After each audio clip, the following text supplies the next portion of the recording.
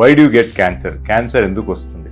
ఇది ఒక $1 million question అండి. ఇంకా దాని గురించి చాలా మందికి తెలియదు. బట్ కామన్ కాజెస్ ఏ ఆర్గన్ కైనా క్రానిక్ ఇరిటేషన్ అవుతా ఉంది అంటే దాని వల్ల లాంగ్ టర్మ్ లో క్యాన్సర్ రావచ్చు. Hello everyone, I'm doctor Pavan Kumar Boyala. I'm lead senior consultant in department of hemato oncology transplant in Apollo Jubilee Hills, Hyderabad. Paediatric చిన్నపిల్లల క్యాన్సర్ సైడ్ కి పడితే మనకి adult cancer, most of the cancers are because of a chronic irritation. Common cancer, stomach cancer continuous gastritis వల్ల, smoking వల్ల lung cancer, continuous smoke or oral cancers, tobacco usage వల్ల, కొన్ని కారణాలకి continuous stress అనేది తెలుస్తుంది. బాడీలో వేరే స్ట్రెస్ గా ఉంటుంది. కొత్తగా 2025 లో క్యాన్సర్ ఇన్సిడెన్స్ ఎందుకు పెరుగుతోంది డాక్టర్ గారు అని ఎవరిని అడిగితే కదా, ఒక కారణం అంటే ఇప్పుడు కాలంలో మనము రెస్ట్ తీసుకునేది మర్చిపోతున్నాం. రెస్ట్ అంటే పండుకునేది. ముందు కాలంలో ఎప్పుడైనా టైం దొరికింది, ఎప్పుడు మనకి television or any other screens లేనప్పుడు టైం దొరికినప్పుడు పండుకునే వాళ్ళు, కొంచెం రిలాక్స్ అయ్యేవాళ్ళు. ఇప్పుడు ఆ రిలాక్సేషన్ పోయింది. బాడీ కంటిన్యూస్ స్ట్రెస్ లో ఉంది. బ్రెయిన్ గర కంటిన్యూస్ స్ట్రెస్ లో ఉంది.